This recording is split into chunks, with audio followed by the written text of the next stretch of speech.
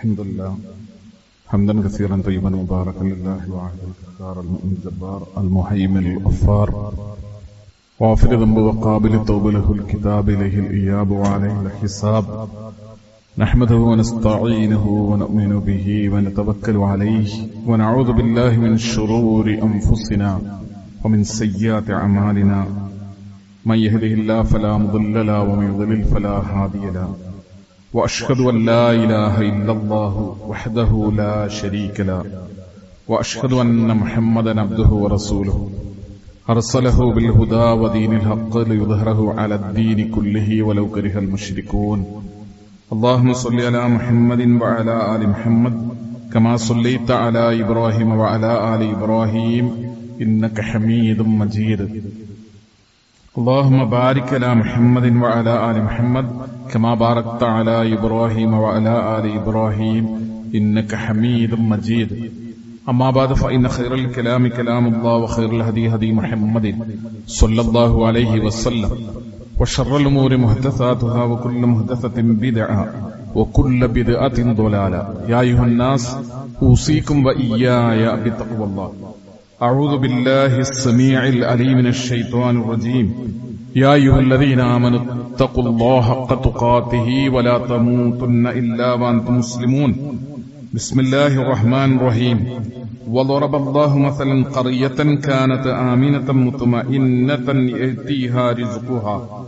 يأتيها رزقها رغدا من كل مكان فكفرت بأنعم الله فأذاقها الله لباس الجوع والخوف بما كانوا يصنعون ആദരണീയരായ വിശ്വാസികളെ, സഹോദരന്മാരെ, സഹോദരികളെ, കാരുണ്യവാനായ അല്ലാഹുവിന്റെ കൽപ്പനകളെയും നിർദ്ദേശങ്ങളെയും ശ്രദ്ധിക്കണമെന്നും സൂക്ഷിക്കണമെന്നും തഖ്വയോടുകൂടെ ജീവിക്കണമെന്നും ഓർമ്മപ്പെടുത്തുകയാണ്, ശക്തിയായി വസിയത്ത് ചെയ്യുകയാണ്. പരിശുദ്ധ ഖുർആനും പ്രവാചക തിരുമേനി സല്ലല്ലാഹു അലൈഹി വസല്ലം തങ്ങളുടെ ചര്യകളും അനുസരിച്ച് ജീവിതങ്ങളെ ചിട്ടപ്പെടുത്തി നമ്മെ പിരിഞ്ഞ വിശ്വാസികളായ സഹോദരീ സഹോദരന്മാർ, അള്ളാഹു അവരുടെ ജീവിതങ്ങളിൽ വന്നുപോയ വീഴ്ചകൾ പുറത്തു കൊടുക്കുകയും കാരുണ്യവാനായ റബ്ബ് സുബ്ഹാനഹു വ തആല നമ്മയും അവരെയും പരലോകത്ത് സ്വർഗ്ഗത്തിൽ ഒരുമിച്ച് കൂട്ടുകയും ചെയ്യുമാറാകട്ടെ. 20ാമത്തെ വയസ്സിൽ നബി സല്ലല്ലാഹു അലൈഹി വസല്ലം തങ്ങൾ പങ്കെടുത്ത ഒരു കരാറുണ്ട്. മക്കയിലെ ഗോത്രങ്ങൾ തമ്മിൽ ഒരു കരാറിൽ ഏർപ്പെടുകയാണ്. ഹിൽഫുൽ ഫുദൂൽ എന്നാണ് ആ കരാർ അറിയപ്പെടുന്നത്. ആ കരാറിന്റെ ചുരുക്കം, മക്കയിൽ ആർ ആക്രമിക്കപ്പെട്ടാലും ആക്രമിക്കപ്പെട്ടവന്റെ കൂടെ നിൽക്കുക എന്നതാണ്. അത് മക്കക്കാരാകാം, പുറത്തുനിന്ന് വന്ന ആരെങ്കിലും ആകാം. പക്ഷെ ആരാണോ ആക്രമിക്കപ്പെടുന്നത്, ആക്രമിക്കപ്പെട്ടവന്റെ കൂടെ നിൽക്കുമെന്നും അക്രമിയെ മുഖം നോക്കാതെ എതിർക്കുമെന്നും, ഇതായിരുന്നു ആ കരാറിന്റെ ചുരുക്കം. ആ കരാറിൽ ഒപ്പുവെക്കുമ്പോൾ എല്ലാ പ്രബല ഗോത്രങ്ങളും ഉണ്ടായി. നബി സല്ലല്ലാഹു അലൈഹി വസല്ലം തങ്ങൾക്ക് ആ സമയത്ത് 20 വയസ്സ് പ്രായമാണ്. എളാപ്പാരുടെ കൂടെയാണ് അദ്ദേഹം അതിൽ പങ്കെടുക്കുന്നത്. പ്രവാചകത്വത്തിന് ശേഷം പ്രവാചക തിരുമേനി സല്ലല്ലാഹു അലൈഹി വസല്ലം തങ്ങൾ പറഞ്ഞു, ചുവന്ന ഒട്ടകങ്ങളെക്കാളേറെ ഞാൻ വിലമതിക്കുന്നതാണ് ഹിൽഫുൽ ഫുദൂൽ, ആ കരാർ. എനിക്ക് ഈ കാലത്ത് ഒരവസരം കൂടി, അത്തരം ഒരു കരാറിൽ പങ്കെടുക്കാൻ ഒരു അവസരം കൂടി കിട്ടിയാൽ വളരെ സന്തോഷത്തോടുകൂടെ അബ്ദുല്ലാഹിബ്നു ജുദ്ആന്റെ വീട്ടിൽ വെച്ച് നടന്ന ആ കരാർ പോലെ ഒരു കരാറിന് അവസരം കിട്ടിയാൽ ഏറെ സന്തോഷത്തോടെ ഞാൻ അതിൽ പങ്കെടുക്കും. ചുവന്ന ഒട്ടകങ്ങളെക്കാൾ ഞാൻ അതിന് വിലമതിക്കുന്നു എന്ന് പ്രവാചക തിരുമേനി സല്ലല്ലാഹു അലൈഹി വസല്ലം അഭിമാനത്തോടുകൂടെ ആ കരാറിനെ പറ്റി പറയുകയുണ്ടായി. അള്ളാഹുവിന്റെ പ്രവാചകൻ ഒരു നിലപാട് പഠിപ്പിക്കുകയാണ്. ഒരു സമൂഹത്തിൽ മർദ്ദിക്കപ്പെടുന്നവന്റെ കൂടെയാണ്. അതാരാണ്, അയാളുടെ വിഭാഗമേതാണ്, അയാളുടെ കക്ഷി ഏതാണ്, അയാളുടെ നാട് ഏതാണ്, ഇതൊന്നുമില്ല. അള്ളാഹുവിന്റെ റസൂലിനെ സംബന്ധിച്ചിടത്തോളം മർദ്ദിതന്റെ കൂടെയാണ് എന്നൊരു നിലപാട് പ്രവാചക തിരുമേനി സല്ലല്ലാഹു അലൈഹി വസല്ലം തങ്ങൾ അവിടെ പ്രഖ്യാപിക്കുകയാണ്. ഒരു മനുഷ്യനെ സംബന്ധിച്ചിടത്തോളം ഏതൊരു സമൂഹത്തിലും വളരെ സുപ്രധാനമായൊരു കാര്യം നിർഭയത്വത്തോടുകൂടെ സമാധാനത്തോടുകൂടെ ജീവിക്കുക എന്നതാണ്. അതുകൊണ്ടാണ് പരിശുദ്ധ ഖുർആനും പ്രവാചക തിരുമേനി സല്ലല്ലാഹു അലൈഹി വസല്ലം തങ്ങളൊക്കെ നിർഭയത്വം, സമാധാനം എന്ന് പറയുന്നത് അള്ളാഹുവിന്റെ അടുക്കൽ നിന്നുള്ള വലിയ അനുഗ്രഹമായി എണ്ണിപ്പഠിപ്പിക്കുന്നത് നമുക്ക് കാണാൻ കഴിയും. ഇബ്രാഹിം നബി അലൈഹി ഇസ്ലാം പ്രാർത്ഥിച്ചപ്പോ, മക്കൾക്ക് വേണ്ടി ഇബ്രാഹിം നബി അലൈഹി ഇസ്ലാം പ്രാർത്ഥിച്ചപ്പോ റബ്ബിജ് അൽ ഹാദാ ബലദൻ ആമിന, ഇബ്രാഹിം നബി അലൈഹി ഇസ്ലാം പ്രാർത്ഥിക്കുന്നുണ്ട്. പരിശുദ്ധ ഖുർആൻ 2-ാം അധ്യായം സൂറത്തുൽ ബഖറയിൽ 126-ാമത്തെ ആയത്തിൽ കാണാം, റബ്ബിജ് അൽ ഹാദാ, അല്ലാഹുവേ ഈ നാടിനെ ബലദൻ ആമിനൻ, നിർഭയത്വമുള്ള രാജ്യമാക്കണേ, സമാധാനമുള്ള നാടാക്കി നാടിനെ മാറ്റണേ എന്ന് പറയുന്നുണ്ട്, പ്രാർത്ഥിക്കുന്നുണ്ട് ഇബ്രാഹിം നബി അലൈഹി ഇസ്ലാം. സ്വന്തം നാടിനു വേണ്ടി, നാടിന്റെ നിർഭയത്വത്തിനു വേണ്ടി നമ്മൾ പ്രാർത്ഥിക്കണം എന്ന് ഇബ്രാഹിം നബി അലൈഹി സ്വലാം നമ്മൾ ഓർമ്മപ്പെടുത്തണം. നമ്മൾ ജീവിക്കുന്ന നാട്ടിൽ സമാധാനം ഉണ്ടാകാൻ, സ്വസ്ഥത ഉണ്ടാകാൻ, നിർഭയത്വം ഉണ്ടാകാൻ, ശാന്തി ഉണ്ടാവാൻ നമ്മൾ പ്രാർത്ഥിക്കണം എന്നാണ് പ്രവാചക തിരുമേനി സല്ലല്ലാഹു അലൈഹി വസല്ലം തങ്ങളും പരിശുദ്ധ ഖുർആനും പഠിപ്പിക്കുന്നത്. അല്ലാഹുവിന്റെ റസൂൽ പറഞ്ഞു, നിങ്ങൾക്ക് ദുനിയാവിലുള്ളത് മുഴുവനും കിട്ടിയതുപോലെയാണ്. ദുനിയാവിലുള്ളത് മുഴുവനും നിങ്ങളുടെ കയ്യിൽ വന്നതുപോലെയാണ്. എങ്ങനെയാണെങ്കിൽ, നിങ്ങൾ രാവിലെ എഴുന്നേൽക്കുമ്പോ ആമിനൻ ഫീ സിർബിഹി മുആഫൻ ഫീ ജസദിഹി ഇൻദഹു ഖൂതു യൗമിഹി, 3 കാര്യങ്ങൾ പറയാണ്. നിങ്ങളുടെ നാട്ടിൽ നിങ്ങൾക്ക് ജീവിക്കാൻ സമാധാനമുണ്ട്, നിങ്ങൾക്ക് അന്നത്തെ ഭക്ഷണം നിങ്ങളുടെ കയ്യിലുണ്ട്, നിങ്ങളുടെ ശരീരത്തിന് ആരോഗ്യമുണ്ടെങ്കിൽ ദുനിയാവ് മുഴുവനും നിങ്ങളുടെ കൈവെള്ളയിൽ വന്നതുപോലെയാണ്. അത്ര വലിയ അനുഗ്രഹമാണത് എന്ന് നബി പറഞ്ഞു സല്ലല്ലാഹു അലൈഹി വസല്ലം. ഒരു നാടിന്റെ സമാധാനം എന്ന് പറയുന്നത് അന്നന്ന് നമുക്ക് ഭക്ഷണം കിട്ടുന്നത് പോലെ പ്രാധാന്യമുള്ളതാണ്. ഒരു നാട്ടിൽ സമാധാനമുണ്ടെങ്കിൽ അത് അള്ളാഹു നിങ്ങൾക്ക് നൽകുന്ന ഏറ്റവും വലിയ അനുഗ്രഹമാണ് എന്ന് പ്രവാചക തിരുമേനി സല്ലല്ലാഹു അലൈഹി വസല്ലം തങ്ങൾ നമ്മളെ പഠിപ്പിക്കുകയുണ്ടായി. പരിശുദ്ധ ഖുർആനിൽ നമുക്ക് കാണാം, സൂറത്ത് ഖുറൈശ് അള്ളാഹു പറഞ്ഞു, ഫലിയഅ്ബുദു റബ്ബ ഹാദൽ ബൈത്ത് അല്ലദീ അത്അമഹും മിൻ ജൂഅ വആമനഹും മിൻ ഖൗഫ്. നിങ്ങൾ ആരാധിക്കേണ്ടത് ഈ രക്ഷിതാവിനെയാണ് നിങ്ങൾ ആരാധിക്കേണ്ടത്. അല്ലദീ അത്അമഹും മിൻ ജൂ, അവനാണ് നിങ്ങൾക്ക് വിശപ്പിൽ നിന്ന് ഭക്ഷണം നൽകിയത്. വആമനഹും മിൻ ഖൗഫ്, നിങ്ങളെ ഭയങ്ങളൊക്കെ നീക്കി നിങ്ങൾക്ക് നിർഭയത്വം നൽകിയതും അല്ലാഹുവാണ്. നിർഭയത്വം എന്ന് പറയുന്നത് വലിയൊരു അനുഗ്രഹമാണ്. അത് നൽകുന്നവൻ അല്ലാഹുവാണ്. സമാധാനത്തോടുകൂടെ ജീവിക്കുക എന്ന് പറയുന്നത് ഒരു വലിയ അനുഗ്രഹമാണ്. സമാധാനമുള്ള ജീവിതം പ്രദാനം ചെയ്യുന്നത് അല്ലാഹുവാണ്. നമുക്ക് ശാന്തിയുള്ളൊരു നാട്ടിൽ ജീവിക്കുക എന്ന് പറയുന്നത് ഒരു വലിയ അനുഗ്രഹമാണ്. ഒരു നാടിന്റെ ശാന്തി അത് പ്രദാനം ചെയ്യുന്നത്, നൽകുന്നത് അല്ലാഹുവാണ്. എന്താണ് സത്യവിശ്വാസികൾക്ക് സമാധാനമുള്ള നാട്ടിൽ ജീവിക്കാൻ അവസരം കിട്ടിയാൽ അവരെന്താണ് ചെയ്യുക? അല്ലദീന ഇമ്മക്കന്നാഹും ഫിൽ അർദ്, അവർക്ക് സമാധാനമുള്ള ഒരു നാട്ടിൽ സ്വാധീനവും ജീവിതവും അവർക്ക് നൽകിയാൽ, അവസരം നൽകിയാൽ, അഖാമുസ്സലാത്ത, വിശ്വാസികളുടെ ലക്ഷണങ്ങളൊക്കെ അവർക്കുണ്ടാവും. സമാധാനമുള്ളൊരു നാട്ടിൽ ജീവിക്കുമ്പോൾ അഖാമുസ്സലാത്ത, സത്യവിശ്വാസികൾക്ക് നിസ്കാരം ഉണ്ടാവും. വാതു സക്കാത്ത, അവർ ദാനധർമ്മങ്ങൾ നിർവഹിക്കും. വഅമറൂ ബിൽ മഅറൂഫി വനഹൗ അനിൽ മുൻകർ, നന്മ കൽപ്പിക്കുകയും തിന്മ വിരോധിക്കുകയും ചെയ്യും.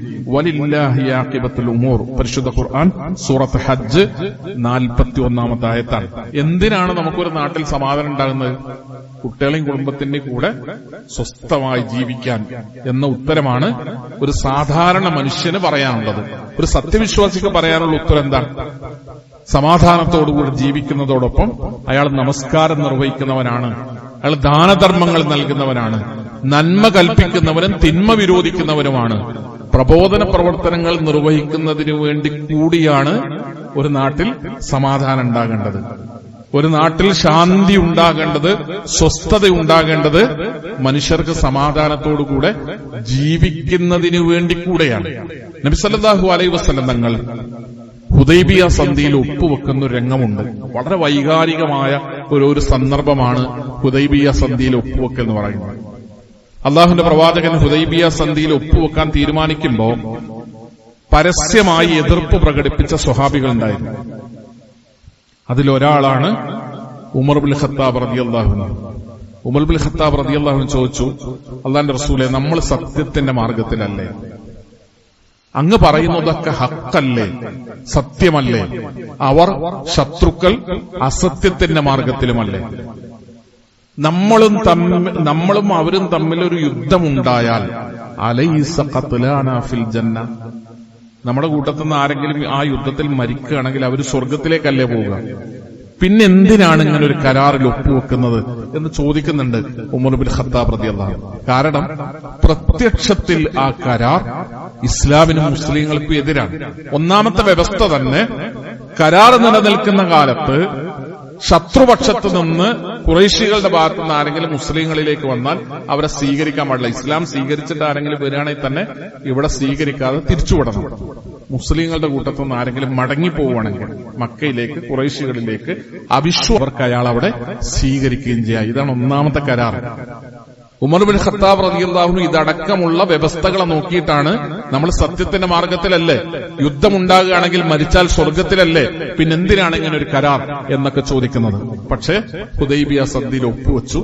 ഹുദൈബിയ സന്ധി യുദ്ധമില്ല കരാറാണ് ഹുദൈബിയ സന്ധി എന്ന് പറയുന്നത്. ഇനി നമ്മൾ തമ്മിൽ പരസ്പരം യുദ്ധങ്ങളില്ല എന്ന് തീരുമാനിച്ച സന്ധിയാണ്, കരാറാണ് ഹുദൈബിയ സന്ധി. പരിശുദ്ധ ഖുർആനിൽ 48-ാം അധ്യായത്തിലെ 1-ാമത്തെ ആയത്ത് ഈ സന്ധിയുമായി ബന്ധപ്പെട്ടാണ് അവതരിപ്പിക്കപ്പെടുന്നത്. ഇന്നാ ഫതഹ്നാ ലക ഫത്ഹം മുബീന, താങ്കൾക്ക് നാം വളരെ വ്യക്തമായ വിജയം നൽകിയിരിക്കുന്നു എന്ന് ഈ സമാധാന കരാറുമായി ബന്ധപ്പെട്ടാണ് പരിശുദ്ധ ഖുർആനിലെ സൂറത്ത് ഫത്ഹിന്റെ 48-ാം അധ്യായത്തിന്റെ ആദ്യത്തെ ആയത്ത് മുതൽ അവതരിപ്പിക്കപ്പെടുന്നത്. സമാധാനവും ശാന്തിയും നിലനിൽക്കണമെന്നാണ് പ്രവാചക തിരുമേനി സല്ലല്ലാഹു അലൈഹി വസല്ലം തങ്ങൾ ആ ഘട്ടത്തിൽ ആഗ്രഹിച്ചത്. അതിനാണ് മുൻഗണന കൊടുത്തത്. അതിന് വിട്ടുവീഴ്ച ചെയ്യുന്നതിൽ പ്രവാചക തിരുമേനിക്ക് ഒരു മടിയും തോന്നിയില്ല. അതിന് ആ കരാർ വ്യവസ്ഥകളൊക്കെ അംഗീകരിക്കുന്നതിൽ, ക്ഷമ കാണിക്കുന്നതിൽ അള്ളാഹുവിന്റെ റസൂലിന് ഒരു മടിയും മനസ്താപവും തോന്നിയില്ല. അതുകൊണ്ടാണ് ആ കരാർ നിലവിൽ വരുന്നതിനു വേണ്ടി അള്ളാഹുവിന്റെ പ്രവാചകൻ മുൻകൈയെടുത്തത്. ആ കരാർ നിലനിൽക്കുന്ന കാലയളവിൽ, ഹുദൈബിയ സന്ധി നിലനിന്ന കാലയളവിൽ ചരിത്രത്തിൽ നമുക്ക് കാണാം, വിശ്വാസികൾക്കും അവിശ്വാസികൾക്കും ഇടയിലുള്ള വർത്തമാനങ്ങൾ, സംസാരങ്ങൾ, ഇടപെടലുകൾ, പരസ്പരമുള്ള കൂടിച്ചേരലുകൾ അത് അധികരിക്കുകയും ഹുദൈബിയ സന്ധി നിലവിൽ വരുന്നതിന് മുമ്പും ഹുദൈബിയ സന്ധി നിലവിൽ വന്നതിന് ശേഷവുമുള്ള കാലയളവിലെ ഇസ്ലാമിലേക്കുള്ള ആളുകളുടെ കടന്നുവരവ് പരിശോധിച്ചാൽ യുദ്ധകാലഘട്ടങ്ങളിലല്ല ഏറ്റവും അധികം ആളുകൾ ഇസ്ലാം സ്വീകരിച്ചതും മുസ്ലിമായതും സന്ധി നിലനിന്ന കാലഘട്ടത്തിലാണ്. ആളുകൾക്ക് അറിയാനും പഠിക്കാനും ചിന്തിക്കാനും മനസ്സിലാക്കാനും ഒക്കെ സമാധാനമുള്ള കാലഘട്ടത്തിലാണ് കഴിയുക. അതുകൊണ്ടാണ് ഇസ്ലാമുമായി ബന്ധപ്പെട്ട് എല്ലാ കാലത്തും എല്ലായിടത്തും സമാധാനം നിലനിൽക്കണം എന്ന് പറയുന്നത്. ആളുകൾക്ക് ഇത് അറിയാനും പഠിക്കാനുള്ള അവസരങ്ങൾ ഉണ്ടാകുന്നതിനു വേണ്ടിയാണ്. ശത്രുക്കൾ എപ്പോഴും ഇസ്ലാമുമായി ബന്ധപ്പെട്ട എല്ലാ നാട്ടിലും എല്ലായ്പ്പോഴും ബഹളങ്ങൾ ഉണ്ടാക്കുന്നത്, കലാപങ്ങളും യുദ്ധങ്ങളും സംഘർഷങ്ങളും ഏറ്റുമുട്ടലുകളും ഉണ്ടായിക്കൊണ്ടേയിരിക്കുന്നത് യാദൃശ്ചികമല്ല, ബോധപൂർവമാണ്. ഇസ്ലാമിനെ കുറിച്ച് ആരും അറിയാതിരിക്കാനും പഠിക്കാതിരിക്കാനും ചിന്തിക്കാതിരിക്കാനുമാണ്. അതുകൊണ്ട് സമാധാനമാണ് ആത്യന്തികമായി നമ്മുടെ ലക്ഷ്യം എന്ന് പറയുന്നത്. നമ്മൾ ജീവിക്കുന്ന നാട്ടിൽ സമാധാനമുണ്ടാവുക എന്നതാണ്. അതിന് വിട്ടുവീഴ്ച ചെയ്യേണ്ടി വരും, ക്ഷമ അവലംബിക്കേണ്ടി വരും, താഴ്ന്നു കൊടുക്കേണ്ടി വരും. നമ്മൾ ഒരുപാട് കാര്യങ്ങളിൽ വിശാലമായ മനസ്സ് സ്വീകരിക്കേണ്ടി വരും. ഹുദൈബിയ സന്ധി നിലവിൽ വന്നപ്പോ നബി സല്ലല്ലാഹു അലൈഹി വസല്ലം തങ്ങളുടെ അടുത്തേക്ക് ഒരു സ്വഹാബി വരുന്നുണ്ട്. അബൂജന്തൽ എന്നാണ് ആ മനുഷ്യന്റെ പേര്. അബൂജന്തൽ ചങ്ങലയിൽ ബന്ധിച്ചിടത്ത് നിന്ന് ചങ്ങല പൊട്ടിച്ചിട്ടാണ് അബൂജന്തൽ നബിയെ തേടി ഹുദൈബിയയിൽ വരുന്നത്. അദ്ദേഹത്തെ ചങ്ങലക്കിട്ടത് ഇസ്ലാം സ്വീകരിച്ചതിന്റെ പേരിലാണ്. അദ്ദേഹത്തിന്റെ ഉപ്പ സുഹൈൽ ഇബ്നു അംറാണ്.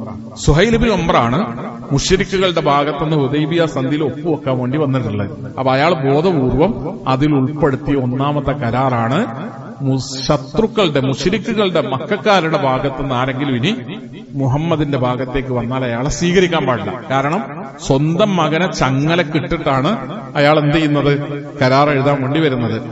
ഇത് ഈ സമയത്താണ് കരാർ എഴുതി തീരുമ്പോൾ അതിൽ ഒപ്പുവെച്ച് കഴിഞ്ഞ ഉടനെയാണ് അബൂജന്തൽ അവിടേക്ക് കയറി വരുന്നത്. അബൂജന്തൽ പറഞ്ഞു, അള്ളാഹുവിന്റെ റസൂലിനോട് എന്നെ സ്വീകരിക്കണം, ചങ്ങലക്കെട്ടിടത്തുനിന്ന് അത് പൊട്ടിച്ചിട്ടാണ് ഞാൻ ഇവിടേക്ക് വന്നിട്ടുള്ളത്, എന്നെ രക്ഷപ്പെടുത്തണം, എന്നെയും കൂടെ കൊണ്ടുപോകണം എന്ന് അദ്ദേഹം ഇങ്ങനെ സ്വഹാബികളോടും റസൂലിനോടും യാചിക്കുന്നുണ്ട്. പക്ഷെ അദ്ദേഹത്തിന്റെ ഉപ്പ സുഹൈൽ ബിൻ ഉമർ പറഞ്ഞു, നിങ്ങൾക്ക് അബൂജന്തലിനെ കൊണ്ടുപോകാം, എന്റെ മകനാണ്, നിങ്ങൾക്ക് ഇസ്ലാം സ്വീകരിച്ചു എന്ന പേരും പറഞ്ഞ് നിങ്ങളുടെ കൂടെ മദീനയിലേക്ക് നിങ്ങൾ തിരിച്ചു പോകുമ്പോൾ അവനെ കൊണ്ടുപോകാം. പക്ഷേ ഈ സന്ധി, ഹുദൈബിയ സന്ധിയിലെ ഒന്നാമത്തെ വ്യവസ്ഥ നിങ്ങൾ ലംഘിക്കുകയാണ്. അതോടുകൂടി കരാർ ഇല്ലാതാവും. അതുകൊണ്ട് കരാറ് വേണോ അവിടെ പോകണോ എന്ന് നിങ്ങൾ തീരുമാനിക്കണം. നബി പറഞ്ഞു സല്ലല്ലാഹു അലൈഹി വസല്ലം, നമ്മൾ കരാറിൽ ഒപ്പുവെച്ചു, പക്ഷേ അതിന്റെ മഷി ഉണങ്ങിയിട്ടില്ല. അബൂജന്തലിന്റെ കാര്യത്തിൽ വിട്ടുവീഴ്ച ഉണ്ടാകണം. സുഹൈൽ ബിൻ അംർ പറഞ്ഞു, ഒരിക്കലും വിട്ടുവീഴ്ചല്ല, നിങ്ങൾ അബൂജന്തലിനെ കൊണ്ടുപോവുക, ഈ കരാർ ഒഴിവാക്കിയേക്കുക. ഈ കരാർ നിലനിൽക്കുകയാണെങ്കിൽ അബൂജന്തലിനെ തിരിച്ചയക്കുക. അള്ളാഹുവിന്റെ റസൂൽ അവിടെ തീരുമാനമെടുത്തു, യാ അബൂജന്തൽ. അള്ളാഹുവിന്റെ റസൂൽ സ്വഹാബികളൊക്കെ ഇങ്ങനെ വൈകാരികമായി ഉമർ ബിൻ ഖത്താബ് റളിയല്ലാഹു അൻഹുക്ക് യുദ്ധം ചെയ്തുകൂടെ എന്നൊക്കെ ചോദിച്ചിങ്ങനെ നിൽക്കുമ്പോ അള്ളാഹുവിന്റെ റസൂൽ അബൂജന്തൽ എന്ന് പറയുന്ന ചങ്ങല പൊട്ടിച്ച് കരഞ്ഞ് നിലവിളിച്ച് വിശ്വാസം സ്വീകരിച്ച് വിശ്വാസികളോടൊപ്പം അള്ളാഹുവിന്റെ റസൂലിന്റെ കൂടെ സ്വഹാബത്തിന്റെ കൂടെ മദീനയിലേക്ക് പോകാമെന്ന് സ്വപ്നം കണ്ട് സ്വന്തം വീട്ടിൽ നിന്ന് തടവറയിൽ നിന്ന് രക്ഷപ്പെട്ടു വന്ന അബൂജന്തലിനോട് അള്ളാഹുവിന്റെ റസൂൽ പറയണം, യാ അബൂജന്തൽ ഇസ്ബിർ. ഇപ്പോഴത്തെ കാലത്ത് പോലും ആൾക്കാർക്ക് കേൾക്കാൻ ഇഷ്ടമല്ലാത്തൊരു വാക്കാണ്. നീ ക്ഷമിക്കൂ അബൂജന്തൽ, ക്ഷമ അവലംബിക്കൂ അബൂജന്തൽ, വഖ്തസിബ്. നിങ്ങൾക്ക് പ്രയാസമുണ്ട് എന്ന് ഞങ്ങൾക്കറിയാം, അള്ളാഹു നിങ്ങൾക്ക് പ്രതിഫലം നൽകും, മടങ്ങിപ്പോകൂ. ബന്ധനസ്ഥനായി ജീവിക്കുന്ന അതേ വീട്ടിലേക്ക് തന്നെ നിങ്ങൾ തിരിച്ചു പോകൂ, താങ്കളെ സ്വീകരിക്കാൻ ഞങ്ങൾക്ക് കഴിയില്ല.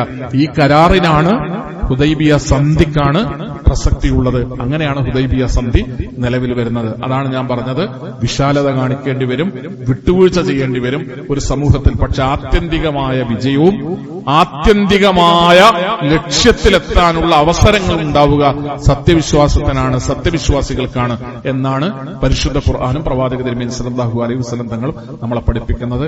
ഏത് നാട്ടിലാണോ ജീവിക്കുന്നത് ആ നാടിന്റെ സമാധാനത്തിന് വേണ്ടി നിലകൊള്ളുക. ഏത് നാട്ടിലാണോ ജീവിക്കുന്നത് അവിടുത്തെ കഷ്ടപ്പെടുന്നവരുടെയും മർദ്ദിതരുടെയും പ്രയാസം അനുഭവിക്കുന്നവരുടെയും കൂടെ നിൽക്കുക. ഇത്തരമൊരു സന്ദേശമാണ് പരിശുദ്ധ ഖുർആൻ നമുക്ക് നൽകുന്നത്. അള്ളാഹുവിനെ സൂക്ഷിക്കുന്ന, അള്ളാഹുവിനെ ഭയപ്പെടുന്ന, അള്ളാഹുവിന്റെ കൽപ്പനാ നിർദ്ദേശങ്ങൾ ശ്രദ്ധിച്ചും അനുസരിച്ചും പാലിച്ചും ജീവിക്കുന്ന സജ്ജനങ്ങളിൽ, സ്വലിഹീങ്ങളിൽ കുടുംബസമേതം അള്ളാഹു നമ്മെ ഉൾപ്പെടുത്തി അനുഗ്രഹിക്കുമാറാകണം. അൽഹംദുലില്ലാഹ്, വസ്സലാത്തു വസ്സലാമു അലാ റസൂലില്ലാഹി വഅലാ ആലിഹി വസഹ്ബിഹി അജ്മഈൻ. ആദരണീയരായ വിശ്വാസികളെ, സഹോദരന്മാരെ, സഹോദരികളെ, അള്ളാഹുവിനെ സൂക്ഷിച്ച് ജീവിക്കണമെന്ന് ഒരിക്കൽ കൂടി ഓർമ്മപ്പെടുത്തുകയാണ്, ശക്തിയായി വസിയത്ത് ചെയ്യുകയാണ്.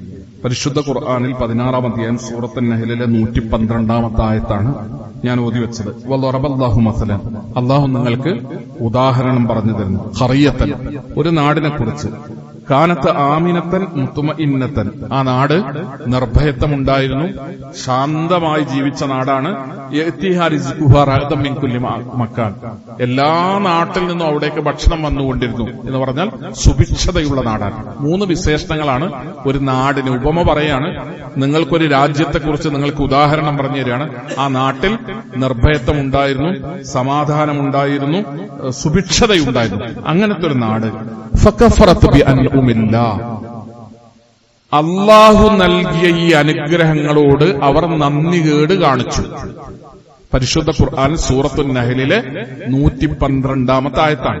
അല്ലാഹു നൽകിയ അനുഗ്രഹങ്ങളോട് അവർ നന്ദികേട് കാണിച്ചു. ഫഅദാഖഹല്ലാഹു, അപ്പോൾ ആ നാടിനെ അല്ലാഹു ആസ്വദിപ്പിച്ചു. ലിബാസൽ ജൂഇ വൽ ഖൗഫി, അല്ലാഹു ആ നാടിനെ പിന്നെ പരീക്ഷിച്ചത് വിശപ്പ് കൊടുത്തുകൊണ്ടും ഭയം നൽകിക്കൊണ്ടുമാണ്. ബിമാ കാനൂ യസ്നഊൻ, അവർ പ്രവർത്തിച്ച കർമ്മഫലം എന്ന നിലക്കാണ് അല്ലാഹു അങ്ങനെ അവരെ പരീക്ഷിച്ചത്. ഇതേതാണ് നാട്? തഫ്സീറുകളിൽ നമ്മളിത് കാണില്ല. മക്കയെ പറ്റിയാണ് എന്ന പരാമർശങ്ങളുണ്ട്. പക്ഷെ ഏത് രാജ്യത്തെക്കുറിച്ചാണ്, ഏത് നാടിനെ കുറിച്ചാണ് എന്നൊന്നും കൃത്യമായി ഖുർആൻ പരാമർശിക്കുന്നില്ല, തഫ്സീറുകളിൽ നമുക്ക് കാണാൻ കഴിയില്ല. എന്നാൽ നിർഭയത്വമുണ്ടായിരുന്ന ഒരു രാജ്യം, ഖറിയത്തൻ കാനത്ത് ആമിനത്തൻ മുത്മഇന്നത്തൻ യഅ്തിഹാ റിസ്ഖുഹാ റഅദൻ മിൻ കുല്ലി മക്കാൻ, നിർഭയത്വം, സമാധാനം, സുഭിക്ഷത, 3 അനുഗ്രഹങ്ങൾ ഉണ്ടായിരുന്ന ഒരു നാടാണ്. പക്ഷെ ആ നാട് കഫറത് ബിഅൻഉമില്ലാഹ്, അള്ളാഹുവിന്റെ അനുഗ്രഹങ്ങളോട് അവർ നന്ദികേട് കാണിച്ചു, ധിക്കാരം കാണിച്ചു. അപ്പോൾ അള്ളാഹുവിന്റെ ഒരു സുന്നത്ത് അവരിൽ നടപ്പിലായി. ഫഅദാഖഹല്ലാഹു, അള്ളാഹു ആ നാടിനെ ആസ്വദിപ്പിച്ചു. ലിബാസൽ ജൂഇ, വിശപ്പ് അവർക്ക് നൽകി. ദാരിദ്ര്യവും കഷ്ടപ്പാടും ആ നാടിനുണ്ടായി. വൽ ഖൗഫി, ഭയപ്പാടോടുകൂടെ ജീവിക്കേണ്ടെന്ന സാഹചര്യവും ആ നാട്ടിലുണ്ടായി. ബിമാ കാനൂ യസ്നഊൻ, അവരുടെ കർമ്മഫലം എന്ന നിലക്കാണ് അള്ളാഹു അപ്രകാരം ആ ജനതയെ പരീക്ഷിച്ചത്. സഹോദരങ്ങളെ, നിർഭയത്വം എന്ന് പറയുന്നത് വലിയൊരു അനുഗ്രഹമാണ്. അള്ളാഹു നൽകുന്ന വലിയ അനുഗ്രഹമാണ് സമാധാനത്തോടുകൂടെ ജീവിക്കാൻ കഴിയുക എന്നത്. നമ്മുടെ തലമുറക്കും നമ്മുടെ മക്കൾക്കും അതിന്റെ അടുത്ത തലമുറക്കൊക്കെ ഈ ജീവിക്കുന്ന സ്വന്തം നാട്ടിൽ സമാധാനത്തോടുകൂടെ തന്നെ ജീവിച്ച് മുന്നോട്ടു പോകാൻ കഴിയണം. അതിനാവശ്യമായ രീതിയിലുള്ള ബന്ധങ്ങളാണ്, അതിനാവശ്യമായ രീതിയിലുള്ള സ്വാധീനങ്ങളാണ്, അതിനാവശ്യമായ രീതിയിലുള്ള പ്രവർത്തനങ്ങളാണ് നമ്മുടെ ഭാഗത്തുനിന്ന് ഉണ്ടാകേണ്ടത്. ഒരാളെയും നാളെ നമ്മുടെ ശത്രുവാക്കുന്ന തരത്തിലുള്ള വാക്കോ വർത്തമാനമോ എഴുത്തോ പ്രയോഗങ്ങളോ വൈകാരികതയുടെ പുറത്ത് നമ്മുടെ ഭാഗത്തുനിന്ന് ഉണ്ടായിക്കൂടാ.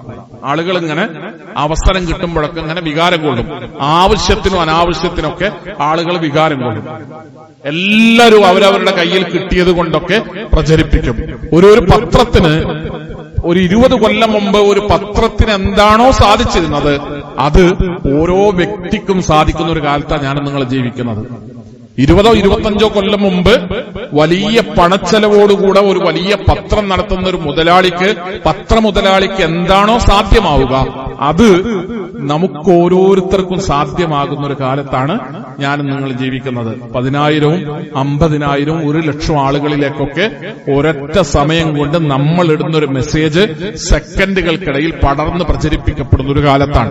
അങ്ങനെയുള്ള ഒരു കാലത്ത് നമ്മൾ എന്തെങ്കിലും പ്രചരിപ്പിക്കുമ്പോൾ, നമ്മൾ എന്തെങ്കിലും എഴുതുമ്പോൾ, നമ്മൾ എന്തെങ്കിലും പറയുമ്പോൾ, എന്തെങ്കിലും നമുക്ക് വന്നൊരു മെസ്സേജ് മറ്റൊരു ഗ്രൂപ്പിലേക്ക് നമ്മൾ ഫോർവേഡ് ചെയ്യുമ്പോൾ അതിന്റെ ഗുണമെന്താണ്, അതിലുള്ള നന്മ എന്താണ്, അത് നമ്മൾ അറിയണം, മനസ്സിലാക്കണം. വെറുതെ ഇങ്ങനെ ആളുകൾക്കിടയിൽ വികാരം ഇളക്കി കൊണ്ടുവരാം. ചില ആളുകളുടെ ലക്ഷ്യതാണ് ഈ നാടാകെ ഇല്ലാണ്ടായി, ഈ നാടൊക്കെ നമ്മുടെ ശത്രുവായി, ഇവിടുത്തെ നിയമവും പോക്കാണ്, നീതിപാലകന്മാരും പോക്കാണ്, ജഡ്ജിയും പോക്കാണ്, ഇവിടുത്തെ നീതിപീഠവും പോക്കാണ്, ഇവിടെ ഇനി ഒരു രക്ഷയില്ല എന്ന് പറഞ്ഞ് ആളുകളുടെ മനസ്സിൽ ഇങ്ങനെ അനാവശ്യമായ രീതിയിൽ ഭയപ്പാടുണ്ടാക്കിയെടുക്കാനുള്ള ബോധപൂർവമായ ശ്രമങ്ങൾ അത് നമ്മുടെ ഭാഗത്തുനിന്ന് ഉണ്ടായിക്കൂടാ. എന്നാൽ വസ്തുതകളായി നോക്കിക്കാണാനും അറിയാനും മനസ്സിലാക്കാനുള്ള ബോധവും വിവേകവും ബുദ്ധിയും നമുക്കുണ്ടാവുകയും ചെയ്യേണ്ടതുണ്ട്. ഇന്ത്യ എന്ന് പറയുന്ന മഹാരാജ്യം, ഈ രാജ്യത്തെ മഹാഭൂരിപക്ഷം 79% ആളുകൾ ആഗ്രഹിക്കുന്നത് ഇന്ത്യ എല്ലാ മതവിശ്വാസികൾക്കും സ്വാധീനവും അംഗീകാരവുമുള്ള ഒരു ബഹുമത ബഹുസ്വര രാജ്യമായി നിലനിൽക്കണമെന്നാണ്. 79% ആളുകൾ ഇന്നും ഈ രാജ്യത്ത് അങ്ങനെ ചിന്തിക്കുന്നവരാണ്. 10% ആളുകൾ ഒരഭിപ്രായമില്ലാത്തവരാണ്.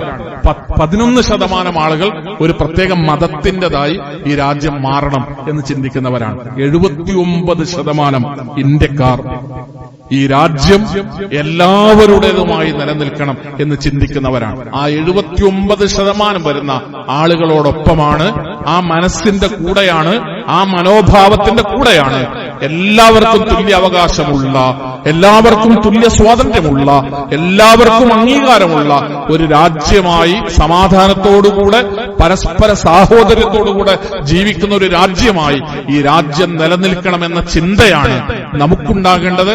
അതിനെയാണ് നാം പിന്തുണക്കേണ്ടത്. അതിനാണ് ആ ചിന്ത ഈ രാജ്യത്ത് നിലനിൽക്കുന്നതിനു വേണ്ടിയുള്ള പ്രവർത്തനങ്ങൾക്കാണ് നമ്മൾ ഓരോരുത്തരും പങ്കാളികളാകേണ്ടത്.